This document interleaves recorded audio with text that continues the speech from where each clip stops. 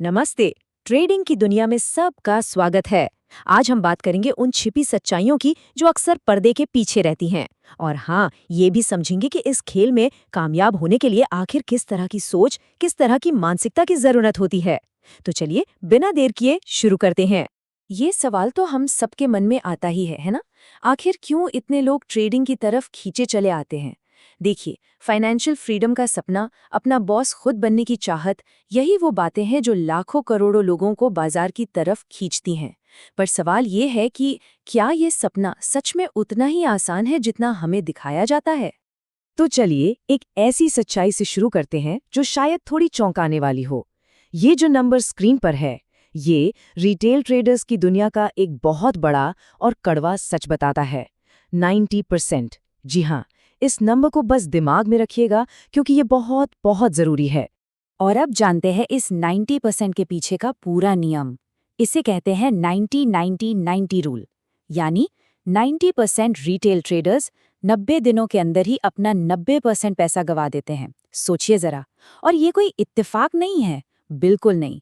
ये एक पैटर्न है जो हमें सिस्टम की एक बहुत बड़ी गड़बड़ की तरफ इशारा करता है। तो बात यह है कि इतनी बड़ी तादाद में लोगों का पैसा डूबना कोई एक्सीडेंट नहीं है, बल्कि ये तो इंडस्ट्री के पूरे स्ट्रक्चर का एक हिस्सा है। इसे कहते हैं इन्वर्जन नैरेटिव। मतलब एक ऐसी कहानी गढ़ी जाती है जहां आपको सच का ठीक उल्टा बताया जाता है। क्यों? ताकि आप ठीक वही करें जिससे ब्रोकर या इंडस्ट्री का फायदा हो।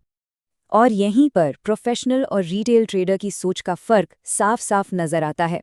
देखिए, जो प्रोफेशनल्स होते हैं वो एक सिस्टम से लंबी अवधि की ग्रोथ पर फोकस करते हैं। वहीं दूसरी तरफ रिटेल ट्रेडर्स को अक्सर शॉर्ट टर्म, हाई रिस्क वाले ट्रेड करने के लिए उकसाया जाता है, और नतीजा जाहिर है, नुकसान। अब यहाँ पर जो हितों का टकराव है उसे समझना बहुत जरूरी है। ब्रोकर कमाते कैसे हैं?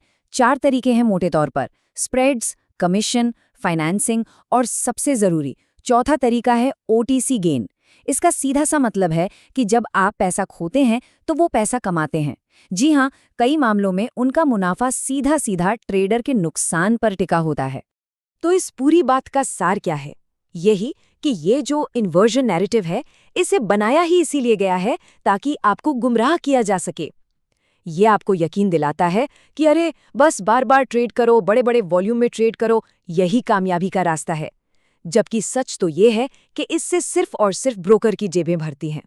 और ये बात एंटोन क्रेल के इस कोट में बिल्कुल साफ हो जाती है। उनका कहना है कि ये पूरा इंफ्रास्ट्रक्चर रिटेलर्स के फायदे के लिए बना ही नहीं है, बल्कि इसके ठीक उलट मकसद के लिए बनाया गया है। तो अब सवाल ये उठता है कि अगर पूरा सिस्टम ही हमारे खिलाफ है, तो फिर इसमें कोई कामयाब हो कैसे सकता है? तो चलिए अब प्रॉब्लम से हटकर सॉल्यूशन की तरफ बढ़ते हैं। एक ऐसी चीज है, एक ऐसा एरिया है जहां एक रिटेल ट्रेडर असल में बड़े प्लेयर से भी मुकाबला कर सकता है।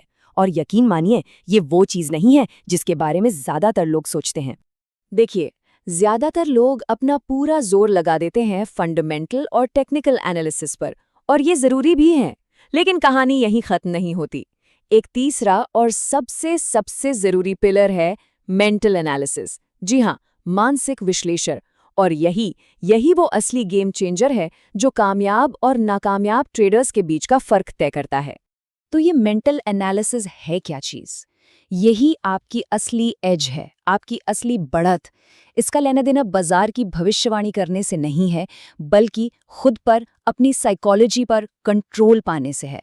अपने डर को समझना, अपने लालच को पहचानना और अपने अंदर जो बायस बैठे हैं उन्हें काबू करना। बस यहीं से कामयाबी का रास्ता खुलता है। तो ठीक है, ये तो समझ आ गया कि मेंटल गेम जीतना जरूरी है, पर सवाल ये है कि ये मेंटल मास्टरी दिखती कैसी है, इसे असल में करते कैसे हैं? तो चलिए अब उन मनोवैज्ञानिक सिद्धांतों को समझते हैं जो एक प्रोफेशनल ट्रेडिंग माइंडसेट की बुनियाद होते हैं। इसके 3 बहुत जरूरी स्टेप्स हैं। स्टेप नंबर 1, कोई भी ट्रेड लेने से पहले ही उसके रिस्क को पूरी तरह से स्वीकार कर लेना, मतलब स्टॉप लॉस पहले से तय है। दूसरा स्टेप, अभी में जीना, यानी द नाउ मोमेंट में रहना, पिछली जीत के नशे में या पिछली हार के डर में नहीं। और तीसरा, जो भी नतीजा हो, अच्छा या बुरा, उसकी 100% जिम्मेदारी खुद लेना। और यहीं पर आता है ट्रेडिंग को एक नंबर्स गेम की तरह देखने का नजरिया। एक कामयाब ट्रेडर ये समझता है कि हर ट्रेड एक स्वतंत्र घटना है, जैसे सिक्का उछालना। एक जीत या एक हार से कोई फर्क नहीं पड़ता। ये एक स्टोइक माइंडसेट है, एक शांत और स्थिर सोच जो आपको इमोशनल होकर फैसले लेने से बचाती है। और इमोशंस का खेल कितना खतरनाक है ये तो सब जानते हैं। सोचिए, लगातार कुछ ट्रेड्स जीत लिए तो क्या होता है, ओवर कॉन्फिडेंस आ जाता है और फिर नियम टूटने लगते हैं। और इसका उल्टा, अगर लगातार हार रहे हैं तो डर बैठ जाता है, फिर सामने अच्छा मौका भी हो तो हिम्मत ही नहीं होती ट्रेड लेने की। तो सवाल फिर वही, इस विनर माइंडसेट को बनाएं कैसे? इसके लिए 3 खास तकनीकें हैं। पहली, मैकेनिक स्टेप। इसका मतलब है एक मजबूत ट्रेडिंग प्लान बनाओ ताकि कॉन्फिडेंस आए। दूसरी है इंडिविजुअल लॉयल्टी, यानी अपनी गलतियों का ईमानदारी से एनालिसिस करो और उनसे सीखो। और तीसरी, कंफर्टेबल स्टेप, मतलब अपने बनाए गए प्लान और इंडिकेटर्स पर आंख बंद करके भरोसा करो। चलिए, अब हम अपने आखिरी और शायद सबसे ज़रूरी हिस्से पर आते हैं। ये हिस्सा ट्रेडिंग में कामयाबी के मायने ही बदल देता है। यहाँ बात हो रही है केयर फ्री माइंडसेट की। अब इसका मतलब लापरवाही बिल्कुल नहीं है, नहीं। इसका मतलब है अपने हुनर पर, अपनी बनाई हुई प्रोसेस पर इतना अटूट विश्वास कि बाजार के उतार चढ़ाव का डर ही खत्म हो जाए। आप डर से आज़ाद होकर ट्रेड करते हैं।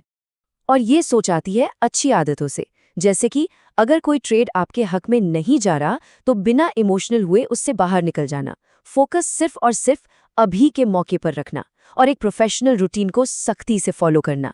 ये सब क्यों? अपनी मेहनत की कमाई, अपने कैपिटल को बचाने के लिए। तो आखिर में ये समझना जरूरी है कि ट्रेडिंग सिर्फ पैसा कमाने का जरिया नहीं है। ये एक सोच है, एक थॉट प्रोसेस है, एक कला है। एक ऐसी कला जिसे वक्त और प्रैक्टिस के साथ ही निखारा जा सकता है। तो अब ये एक सवाल अपने आप से पूछने वाला है, जब आप ट्रेड करते हैं तो फोकस कहाँ होता है? हर एक ट्रेड के नतीजे पर या फिर एक मजबूत अनुशासित प्रोसेस बनाने पर? क्योंकि यकीन मानिए, इसी सवाल का जवाब आपकी कामयाबी का रास्ता तय करेगा।